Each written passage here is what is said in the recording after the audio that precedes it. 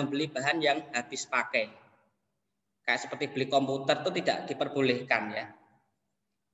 Kemudian ada perjalanan ini digunakan untuk mendanai perjalanan yang diperlukan dalam penelitian maupun PKM. Kemudian ada belanja barang non operasional atau sewa, ini digunakan untuk menyewa alat fasilitas penelitian yang lain ya dan yang lainnya ya. Nah, kemudian di sini untuk poin-poinnya untuk RAB diantaranya ada bahan, pengumpulan data, sewa peralatan, ada analisis data, ada pelaporan ya. Kemudian ada luaran wajib dan luaran tambahan. Nah, untuk luaran wajib dan luaran tambahan untuk tahun yang 2019 itu ada beberapa luaran tambahan yang mendapatkan dana yang lain, ibaratnya dana tambahan ya. Jadi selain dari dana RAB kita ya. Contoh kita dapat dana 20 juta, kemudian kita mau pada waktu mengajukan proposal kita mencentang luaran tambahan contoh jurnal internasional gitu ya. Jurnal internasional itu dana tambahannya ada 15 juta. Jadi kita dapat dana hibah itu 20 juta plus 15 juta. Nah, cuman untuk yang 15 juta untuk dana tambahan itu nanti akan diberikan tahun berikutnya. Jadi kalau pelaporan itu tahun 2020, berarti tahun 2021 kita dapat dana tambahan. Tetapi dengan syarat tertentu ya. Jadi paling utama mungkin kalau internasional harus terindeks Scopus gitu ya, atau sudah submit gitu. Itu ada kriterianya.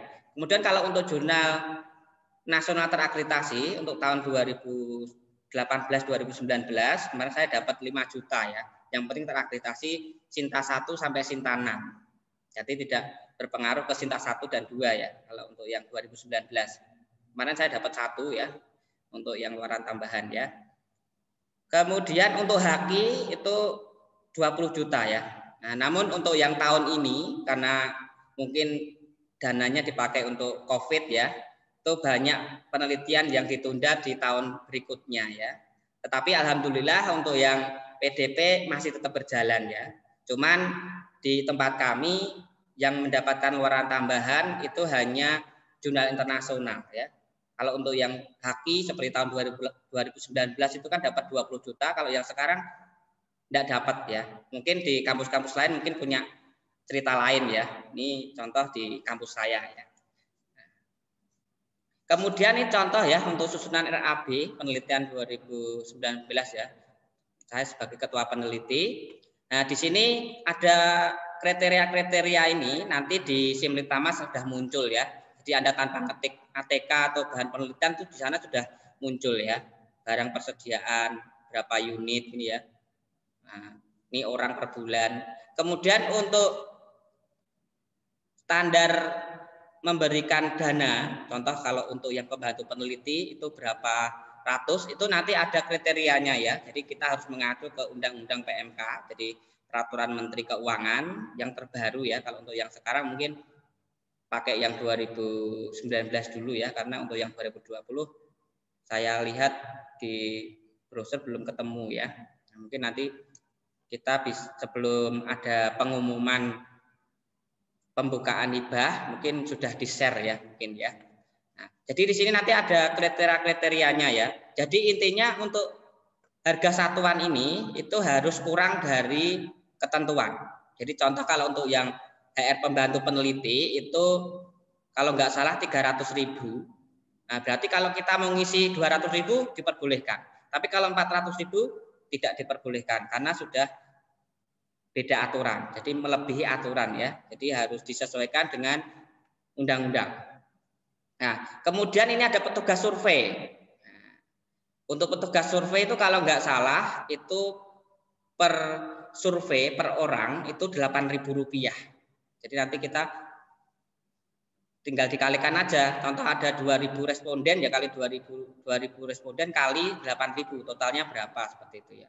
Nah, mungkin ini untuk yang RAB saya ini tidak sesuai ya. Nah, ini harus disesuaikan. Kemudian di sini ada peralatan, kemudian ada transport penelitian ya, ada honor sekretariat. Nah, nanti untuk totalnya nanti disesuaikan dengan dana yang mau diinginkan. Nah, kebetulan ini RAB yang sudah saya revisi.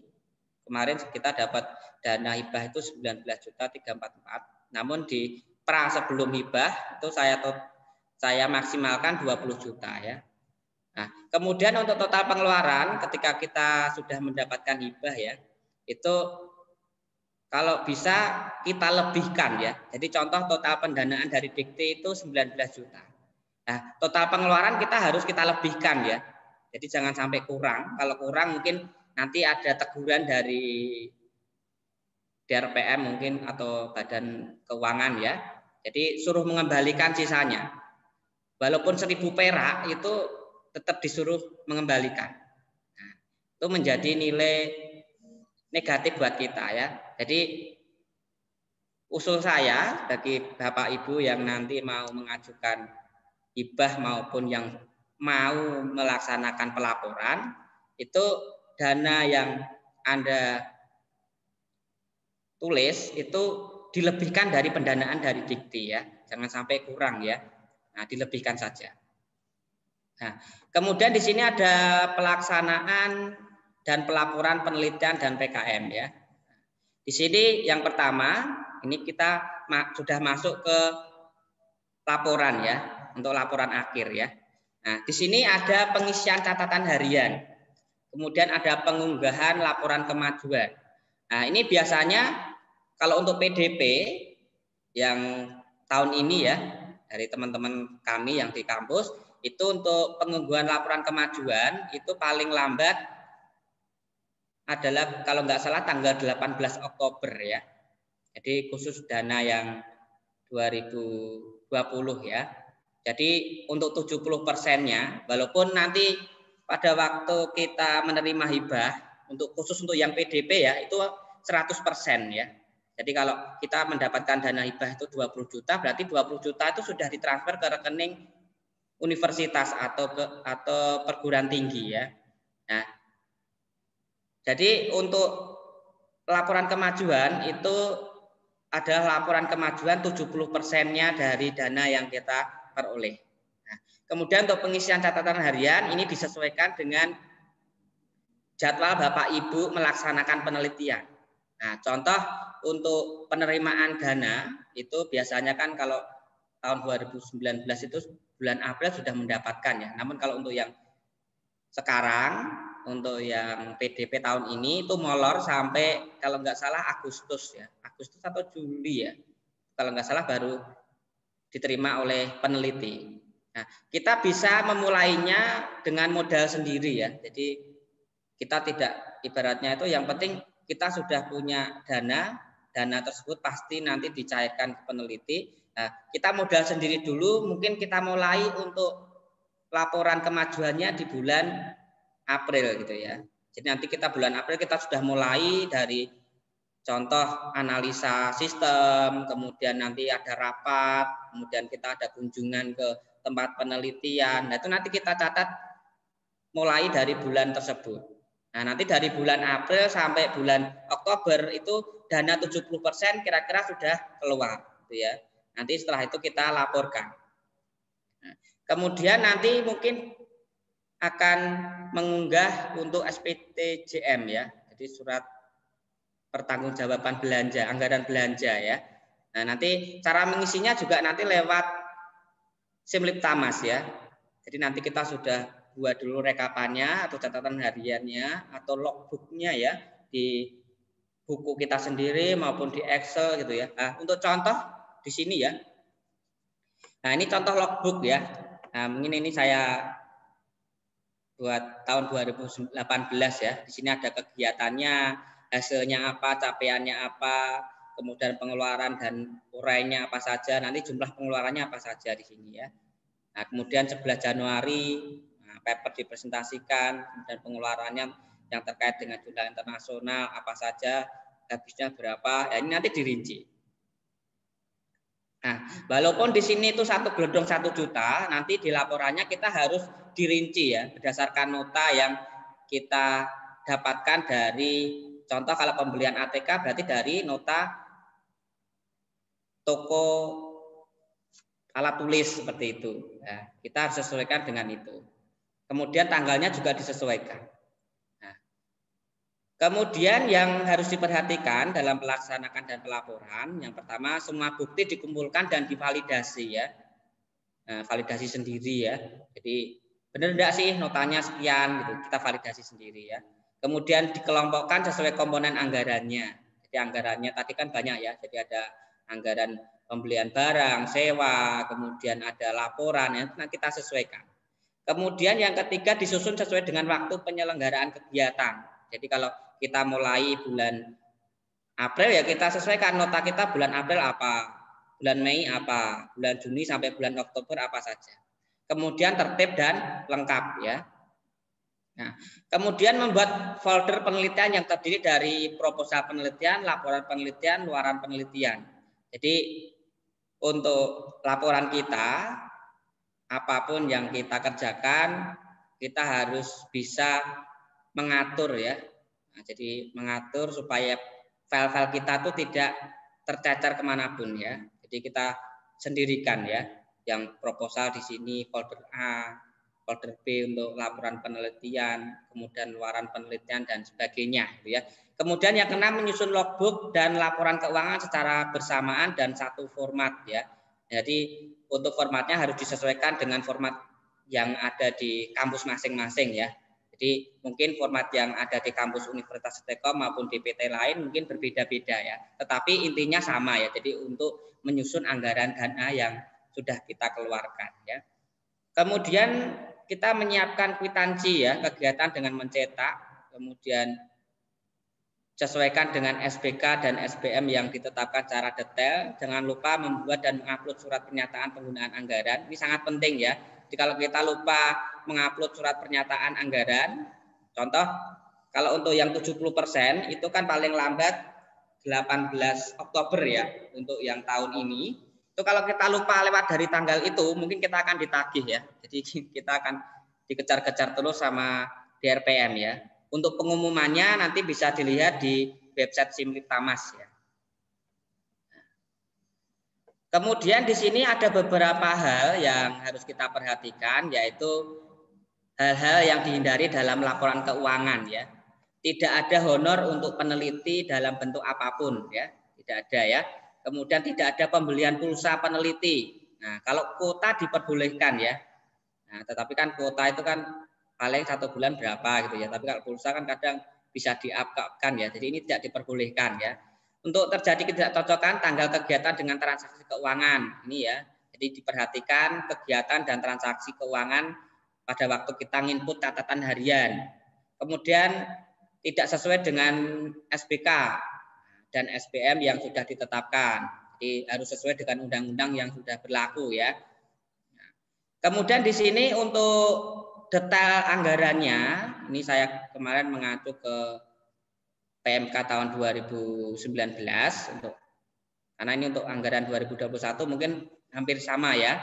Di sini untuk honorarium penunjang atau penelitian itu sekretariat peneliti itu orang per bulan ya. Berarti satu orang per bulannya itu maksimalnya 300 ya. Tidak boleh kurang, tidak boleh lebih. Kalau kurang boleh ya. Kalau kurang menyesuaikan dengan dananya, mohon maaf ya. Jadi diperbolehkan ya. Kemudian untuk pembantu peneliti ini adalah orang per jam, berarti 25.000 per jamnya. Berarti kalau kita butuh 8 jam ya berarti 8 kali 25.000. Kemudian ada pengolah data, ini per penelitiannya maksimal 1.540.000 ya. Kemudian ada petugas survei per responden ya. Jadi kalau surveinya ada 10 responden ya berarti 10 kali 8.000 ya. Nah, tetapi untuk survei atau responden biasanya kan biar datanya itu valid, nah biasanya lebih dari 100 ya. Kemudian ada pembantu lapangan ya. Orang per hari ini 80.000. Nah, kemudian di sini untuk sumbernya saya pakai yaitu Peraturan Menteri Keuangan nomor 32 PMK 2/2018 ya tentang standar biaya masukan tahun anggaran 2019 ya ini ya. Nah, untuk honorarium ini diberikan kepada seorang yang diberi tugas untuk menunjang kegiatan penelitian atau perekayasaan yang dilakukan oleh fungsional peneliti ya. Jadi tidak boleh sebagai peneliti itu kita mendapatkan honor, tidak boleh. Nah, konsekuensinya kalau Anda memasukkan honor bagi peneliti, nah, itu nanti Anda akan disuruh mengembalikan ya. Nah, jadi jangan sampai dalam kita menyusun laporan hal-hal yang perlu kita hindari ini jangan sampai dimasukkan di laporan ya. Karena ini terkait dengan BPK ya. Nah, BPK nanti kita korupsi bisa masuk penjara ya. Mungkin kalau untuk yang penelitian mungkin kita disuruh mengembalikan saja ya, tidak sampai ke penjara ya. Nah, tapi kalau dananya besar ya mungkin bisa juga ya. Nah, tapi kita tidak bisa ya. Nah, kemudian di sini ada beberapa hal yang perlu kita perhatikan untuk honorarium ya. Itu ada potongan pajak ya. Nah, jadi pajaknya kita menyesuaikan ya. Untuk non PNS yang ber-NIPP itu sebesar 5% ya, dan untuk yang tidak ber-NPP bisa 6%. Untuk yang tidak ber-NPWP bisa juga nanti kita buatkan atau dari peneliti itu bisa juga membuat e-billing ya. Intinya honor tersebut kita potong kemudian kita bayarkan ke pemerintah ya, bisa melalui kantor pos ya. Nah, di sini ada beberapa hal yang perlu diperhatikan. Nah, jadi honor itu ada pajaknya ya. Nah, mungkin nanti lebih detailnya lagi materi sudah di-share sama teman-teman panitia ya. Nanti bisa dilihat-lihat ya. Kemudian di sini ada honorium narasumber atau pembahas ya. Ini ada disesuaikan dengan uraiannya ya. Jadi ada menteri, pejabat setingkat menteri ya, pejabat negara, per jamnya sekian gitu ya. Ini ada juga ya. Ini sesuai dengan peraturan Menteri Keuangan ya untuk anggaran tahun 2019. Untuk yang tahun 2021 belum dapat ya. Nah, kemudian di sini juga ada honorium akan kena pajak ya dengan ketentuan PNS golongan 3 sebesar 5% dan golongan 4 sebesar 15%. Nah, ini ya. Jadi ada pajak. Nah, ini sangat penting ya. Jadi pajak itu kita juga laporkan di penelitian ya. Nah, kemudian di sini ada perjalanan dinas juga ya, perjalanan dinas apapun yang kita lakukan untuk perjalanan dinas harus ada ini ya kriteria-kriterianya ya. Jadi harus ada surat tugas yang sah dari LPPM, kemudian ada SPD yang telah ditandatangani oleh pejabat setempat. Sampai jika tidak menggunakan hotel atau tempat penginapan maka dapat diberikan uang penginapan sebesar 30%. Ya ini ya, nanti bisa baca sendiri ya. Kemudian ada perjalanan ini ya. Dinas ke luar negeri ini juga lebih banyak lagi untuk hal-hal atau kriteria yang harus kita penuhi ya. Ini sumbernya juga dari peraturan Menteri Agama ya sumbernya ya. Kemudian ada belanja habis pakai ini ya untuk alat tulis kantor ini sesuai dengan kebutuhan. Jadi kalau pembeliannya lebih dari 500.000 berarti kalau seumpama catatan harian kita pada hari tersebut pembelian barang alat tulis itu lebih dari 500.000 kita harus kasih metre 3.000 ya di laporan kita. Nah, tetapi nanti kalau untuk yang di bawah 500.000 tanpa menggunakan metre ya. Kemudian untuk yang pembelian di atas 1 juta metrenya adalah 6.000. Nah, ini untuk alat tulis kantor. Kemudian untuk pembelian bahan habis pakai sampai dengan kurang dari 1 juta itu tidak kena pajak ya. Tapi untuk yang 1 juta sampai dengan 1.999 dikenakan pajak PPN sebesar 10%. Nah, kemudian untuk yang di atas 2 juta nanti kena pajak PPh 22 sebesar 1,5% dan pajak PPN sebesar 10%. Untuk kwitansi nanti bisa Anda langsung masuk ke ini ya, pengisian setoran pajak melalui e-billing ya. Sekarang sudah online, tinggal nanti kita cetak struknya ya. Nah, tinggal kita bayar ke kantor pos ya. Nah, di sini ada juga belanja modal ini dana penelitian tidak diperbolehkan untuk belanja modal seperti printer, kamera, HP, laptop, tape recorder dan lain-lain ini tidak diperbolehkan ya. Kemudian seminar fokus group discussion atau workshop itu diperbolehkan jika berkaitan langsung dengan penyusunan instrumen penelitian. Ini pembahasan untuk hasil penelitian ya. Kemudian ada biaya terjemahan. Nah, nanti bisa dilihat dari standar biaya masukan tahun anggaran yang berlaku ya. Kemudian ada publikasi HAKI ya, dapat berupa kegiatan bedah hasil penelitian dengan mengikuti ketentuan yang berlaku ya. Kemudian di sini untuk tahapan pelaporan ini ada yang tadi di awal kita sudah mengunggah laporan kemajuan. Untuk yang sekarang kita mengunggah laporan akhir, kemudian mengisi laporan luaran, kemudian kita mengunggah artikel, poster, dan profil ya. Kemudian kita mengikuti seminar dan penilaian hasil. Nah, biasanya untuk yang seminar dan penilaian hasil nanti kita mengikuti jadwal dari Kopertis masing-masing ya, atau LLDT masing-masing. Jadwalnya kapan? Biasanya menyesuaikan dengan aturan yang berlaku di Simlitamas ya. Kemudian mengunggah proposal lanjutan multi tahun ya, bagi yang penelitiannya multi tahun. Nah, ini contoh ya untuk poster itu seperti ini ya. Jadi di samping kiri kanan ada logo Ristek Dikti dan logo perguruan tinggi ya. Dan kemudian di sini ada nama penelitinya, ada judul, latar belakang, tujuan ya, poster. Nah, untuk posternya bisa dicetak A2 ya. Jadi yang agak besar ya, A2, atau bisa juga A3 ya. Tapi yang diminta kemarin di pas seminar hasil itu A2 ya, yang agak besar lagi ya. Nah, kemudian di sini untuk yang profil penelitian, nanti ini juga akan diupload ya profil penelitiannya. Nah, nanti sesuai dengan ringkasan yang pernah kita buat ya di laporan akhir, nanti tinggal kita masukkan di sini sesuai dengan template yang berlaku ya. Untuk templatenya nanti tinggal Anda download langsung dari Simlitamas ya. Jadi Anda buka akun Anda, mungkin saya izin dulu ya untuk share screen Simlitamas, kita langsung praktek ya.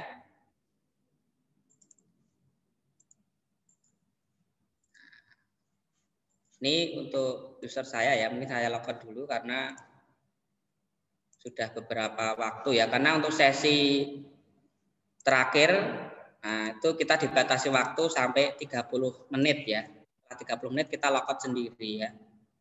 Nah ini ya, jadi sesi akan berakhir dalam 30 menit ya. Ini ada sesinya. Nah, bagi Bapak Ibu yang mau mengajukan hibah dikti, baik itu proposal penelitian maupun pengabdian, linknya di sini ya Bapak Ibu ya. Nah di sini usulan baru, oke, usulan baru. Kemudian untuk pengabdian juga sama nanti di usulan baru.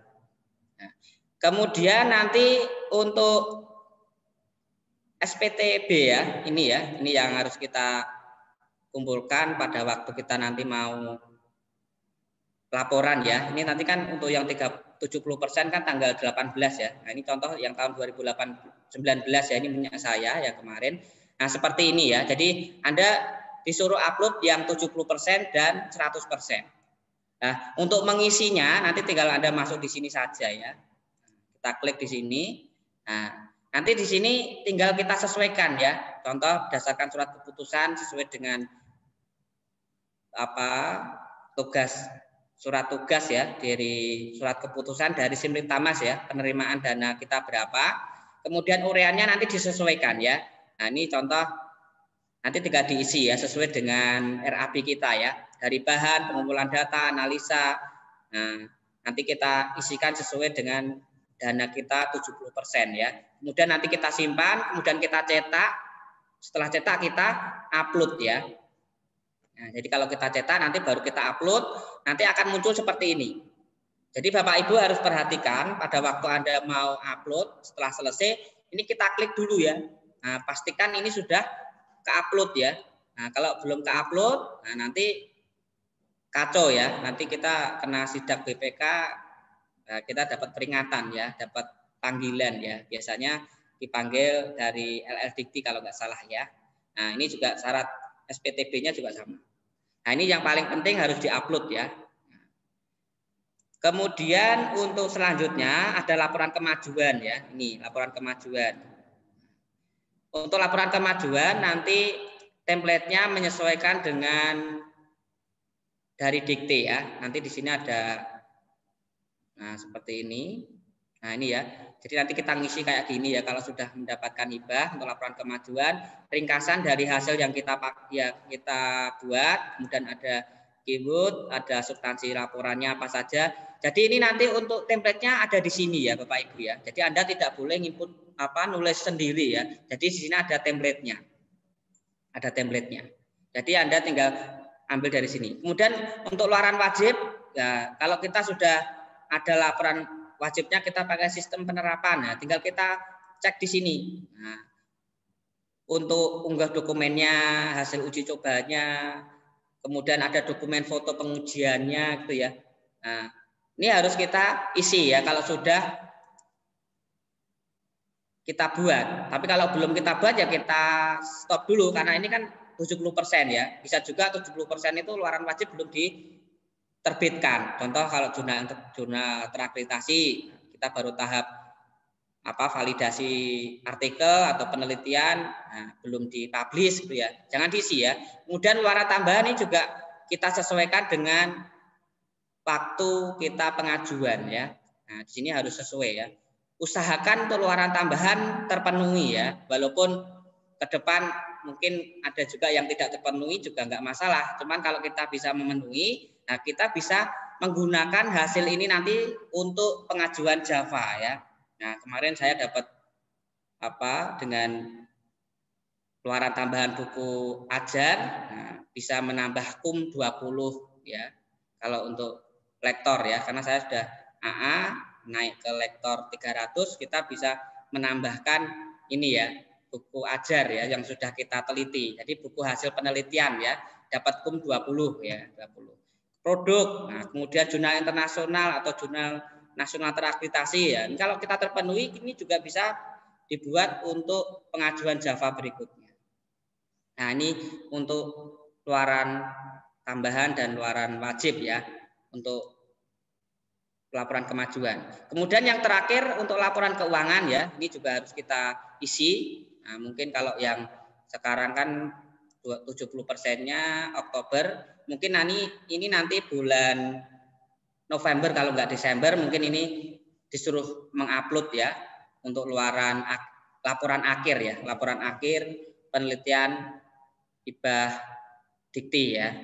Nah, kemudian yang terakhir di sini untuk catatan harian ya, catatan harian kita bisa lihat dari sini ya. Nah, catatan harian apa yang Bapak Ibu lakukan pada waktu penelitian, nah nanti bisa direkap langsung ya. Jadi jangan sampai kita rekapnya pada hari laporan akhir tersebut ya. Nah, supaya nanti biar tidak tercecer ya untuk nota-nota yang pernah kita buat ya atau kita lakukan.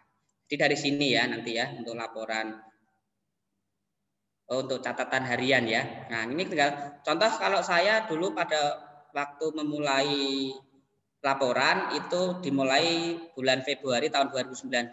Jadi semua aktivitas saya rekod di sini ya. Nah, saya rekod di sini, kemudian nanti ini pendukungnya itu berupa nota ya, berupa nota. Nah, mungkin sampai di sini dulu ya untuk penjelasan saya tentang laporan akhir ya, karena keterbatasan waktu, ini sudah sampai jam 4, ini dikode terus sama moderator ya. Nah, mungkin sedikit saya akan share tentang laporan ya, laporan akhir secara keseluruhan ya yang pernah saya lakukan ya. Sedikit ya Pak moderator ya. Nah, ini ya. Sedikit. Nah, ini contoh ya untuk laporan ini capaian luaran ya. Ini formulir capaian luaran saya. Jadi nanti Bapak Ibu suruh ngisi seperti ini juga untuk capaian luarannya, publikasinya apa, buku ajarnya nanti judulnya apa. Nah, ini nanti tinggal kita print langsung ya, tanpa harus kita ngetik sendiri ya. Kemudian di sini ada laporan kemajuan, nanti bentuknya seperti ini. Nah ya, seperti ini. Nah, ini nanti kita tinggal upload, ini tinggal di print ya. Bapak Ibu tidak susah-susah ngetik seperti ini ya. Jadi tinggal kita upload sesuai dengan template. Nah, nanti hasilnya kita download bentuknya kayak gini. Kemudian untuk yang penggunaan dana, ini contoh punya saya ya. Nah, di tempat kami prosedur laporan akhirnya harus dibuat seperti ini ya. Jadi ada halaman pengesahannya untuk mengetahui lembaga PPM, ketuanya siapa gitu ya. Kemudian ada laporan penggunaan dananya, ketua penelitinya siapa, dana pengeluarannya berapa. Nah, di sini sisanya min 25.000 ya. Jadi jangan sampai kurang ya. Jadi kalau dana yang diterima itu 17 juta, pengeluarannya jangan sampai kurang dari 17 juta ya. Nanti malah kita suruh mengembalikan ya. Kemudian nanti seperti ini ya, dikelola lagi, diatur sedemikian rupa, kita sesuaikan dengan skopnya, kemudian nanti untuk nota-notanya ditempelkan seperti ini. Nah, ini contoh punya saya. Contoh 9 Februari, di sini ada transport untuk fokus decision group. Nah, nanti di sini ada nota tempelkan di sini. Ini notanya kita tempelkan di sini. Nah, ini nanti yang akan kita upload di catatan harian. Nah, ini ada kwitansi contoh. Nah, ini ya. Nah, ini sampai paling akhir ya, sampai yang akhir itu ada pajak ya. Nah, ini untuk ini surat pernyataan tanggung jawab. Di sini ada juga daftar pajak sewa ya. Pajak sewa dibayar ya seperti ini. Ini billingnya kita buat dari e-billing ya. Kalau kita sudah punya NPWP secara online ya, kita bisa membuat e-billing sendiri ya, seperti ini. Jadi nanti ini disesuaikan dengan dana yang dikeluarkan ya. Nah, ini contoh untuk yang pajak sewa itu PPh 23 yaitu 2% ya. 2% totalnya berapa ini kita bayarkan ke kantor pajak ya.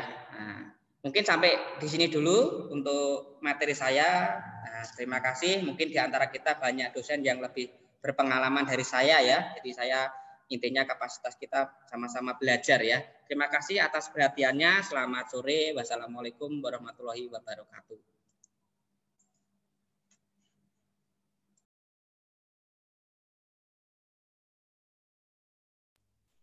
Oke, terima kasih beliau Bapak Danang atas pemaparan materi yang panjang kali lebar karena semuanya penting jadi ya harus disampaikan. Sekali lagi terima kasih Bapak Danang, semoga ilmu yang disampaikan bermanfaat. Amin ya rabbal alamin. Selanjutnya, session selanjutnya ini ya yang ditunggu-tunggu yaitu session pertanyaan atau tanya jawab ya. Karena banyak sekali nih pertanyaan yang masuk di panitia. Di sini panitia memilih beberapa pertanyaan, semoga dengan pertanyaan yang dipilih bisa mewakili pertanyaan Bapak Ibu semua. Dan mohon jika ada pertanyaan dari Bapak Ibu yang belum bisa dibacakan karena keterbatasan waktu, saya mewakili panitia, mohon maaf sebesar-besarnya. Pertanyaan pertama ini ke beliau Bapak Tony. Saya bacakan Bapak Tony, coba Bapak Tony. Ada betul ya Bapak Tony? Oke Pak, siap. Oke, sampun. Bapak Tony, kalau baca kayak pertanyaan pertama ya, Pak Tony. Ini dari Eni Universitas Nasional Jakarta. Di pertanyaan pertama ini ada 3 poin ya. Yang pertama Bapak Tony, bagi dosen pemula, apakah pengalaman pernah membuat jurnal penelitian individu yang masuk ke proceeding atau SINTA sebelum menjadi dosen bisa menjadi kriteria dalam penilaian untuk mendapatkan hibah dikti? Ini poin pertama. Untuk poin kedua, apakah nilai akreditasi kampus tempat mengajar menjadi kriteria dalam hibah dikti? Untuk poin ketiga, dalam penyusunan proposal dikti, adakah bidang ilmu yang secara umum paling berprospek mendapatkan hibah? Itu Pak Tony, satu pertanyaan tapi 3 poin Pak Tony, itu cukup banyak itu. Monggo Bapak. Terima kasih ya. Selamat sore untuk siapa ini? Ibu Eni ya, dari Universitas Nasional Jakarta. Iya Bapak. Ini yang pertama, ini untuk dosen pemula ya. Apakah pengalaman pernah membuat jurnal penelitian individu yang masuk proceeding atau SINTA sebelum menjadi dosen bisa menjadi kriteria dalam penilaian untuk dapat hibah dikti ya. Ini kalau ini saya juga tentunya kalau misalkan kita melakukan laporan itu kan berdasarkan TMT ya, terhitung mulai. Jadi kalau misalkan di sini mungkin sebelum menjadi dosen mungkin hanya menjadi referensi ya. Tapi tergantung dari tempat kampusnya ya itu. Kemudian di situ juga ada sebelum menjadi dosen itu punya akun SINTA. Tentunya akun SINTA-nya bukan akun SINTA dosen ya. Tentunya akun SINTA mungkin sebagai peneliti ya atau sebagai apa? Karena akun SINTA itu kan selain sebagai dosen juga ada juga yang sebagai peneliti. Nah itu kan kalau misalkan sebelum menjadi dosen kan akunnya mestinya kan berubah menjadi akun dosen, sehingga historinya itu kalau di penelitian ya, penelitian itu kan historinya kan sebelum masuk ke Sinta itu kan ada yang dari Scholar ya, Google Scholar, kemudian ada yang dari Scopus ya, kemudian yang dari mengindeksnya dari itu semua. Nah itu, dan itu semua masuk ke akun Google Sinta. Jadi mungkin kalau ya ini saya tidak bisa menjadikan pastian ya, tapi pendapat saya mestinya ini tergantung dari kampus tempat ya, dan ini menjadi suatu istilahnya kayak TMT, terhitung mulai tanggal. Kayak kita mau mengajukan Java itu dari bulan sekian sampai bulan sekian, maka jurnal-jurnal ataupun penelitian kita yang berlalu itu tidak bisa kita ajukan. Jadi ringnya hanya di tanggal tersebut. Ya, gitu. Itu mungkin jawaban saya yang poin 1. Kemudian yang poin 2, apakah nilai akreditasi kampus ini, tempat mengajar ini menjadi kriteria dalam hibah dikti? Mestinya iya, karena di dalam aturan ya, di dalam instrumen akreditasi program studi yang baru ya ini, IAPS yang 4, itu di poin berapa ini? Poin ke-7 itu masalah penelitian, kemudian 8 itu pengabdian kepada masyarakat, dan 9 itu luaran capaian tridharma perguruan tinggi. Nah, tentunya semua kegiatan di dalam hal penelitian, kemudian pengabdian itu akan masuk menjadi poin dalam instrumen akreditasi perguruan tinggi, sehingga itu juga akan mempengaruhi juga hibah dari dikti ya. Gitu. Jadi kalau misalkan kampus yang akreditasi A sama B sama C, tentunya maksimal dana hibah yang akan diterima mestinya beda-beda. Kemudian untuk yang poin yang 3 ya, dalam penyusunan proposal dikti ya, adakah bidang ilmu yang secara umum paling berprospek mendapatkan hibah? Ya, kalau di sini di dalam aturan itu ya, aturan yang penelitian itu ya, itu buku panduan penelitian, di situ ada menyebutkan ada 10 poin, diantaranya pangan, pertanian, kemudian energi, kesehatan, transportasi, teknologi informasi dan komunikasi, kemudian pertahanan dan keamanan, kemudian material, pemateriman, kemudian bencana alam, sosial, humaniora, seni budaya, dan pendidikan. Nah itu. Jadi itu adalah tema-tema atau bidang ilmu yang bisa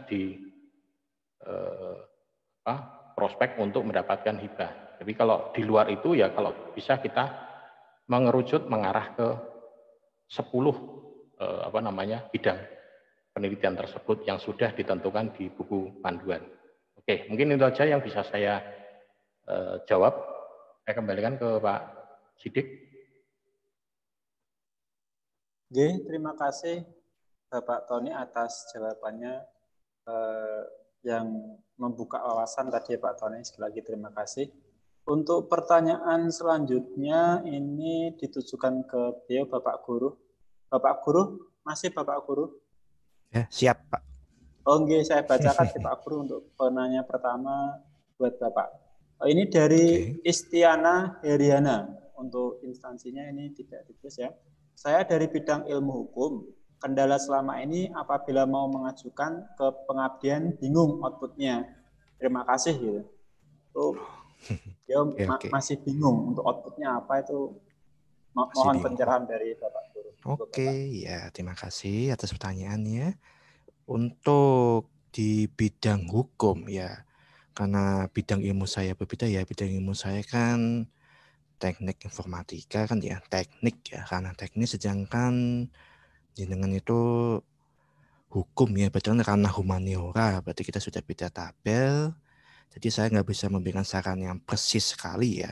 Tapi dari pengalaman teman-teman saya di bidang kesehatan dan hukum, umumnya Untuk metode pelaksanaan pengabdian itu mereka bukan hanya ya melakukan penyuluhan, tetapi banyak sekali penyuluhannya. Seperti misalnya untuk bidang hukum spesifik ya, itu penyuluhan misalnya tentang hukum untuk penanggulangan narkoba misalnya, atau untuk wawasan kebangsaan dan bela negara, atau human trafficking, KDRT, kekerasan dalam rumah tangga, dan sebagainya ya. Nah, pertanyaannya kan outputnya apa Pak? Ya sesuai dengan kata Bapak Danang tadi, itu kan outputnya banyak sekali ya. Berarti tinggal pilih saja, kita mau misalnya jurnal pengabdian bisa, proceeding pengabdian juga bisa, atau dibuat jurnal penelitian ya juga bisa, sebenarnya nggak masalah. Ya. Terus kita bisa membuat buku, misalnya dalam penyuluhan itu kan umumnya kita setelah melakukan penyuluhan ada tanya jawab itu ya. Dan biasanya ada tanya jawab juga, biasanya ada survei apakah pengabdian ini bermanfaat apa enggak. Nah seperti itu kan bisa dibukukan ya hasilnya itu. Jadi di buku bisa diajukan itu untuk output ya. Nah, bisa juga membuat video misalnya, video tutorial lah yang isinya adalah topik bahasan yang tadi saya bilang ya, seperti human trafficking atau jual beli manusia atau narkoba ya, itu bisa dibuat video tutorial, itu bisa jadi output juga ya. Nah, jadi sebenarnya kalau menurut saya tuh nggak usah bingung, yang penting coba dulu ya, dicoba dulu, coba saran saya lakukan, dan mungkin juga lebih tepat lagi minta saran kepada orang hukum yang pernah tembus pengabdian ya, sehingga lebih spesifik nanti solusinya ya. Oke. Sementara itu dulu saja jawabannya, saya kembalikan ke Bapak Moderator.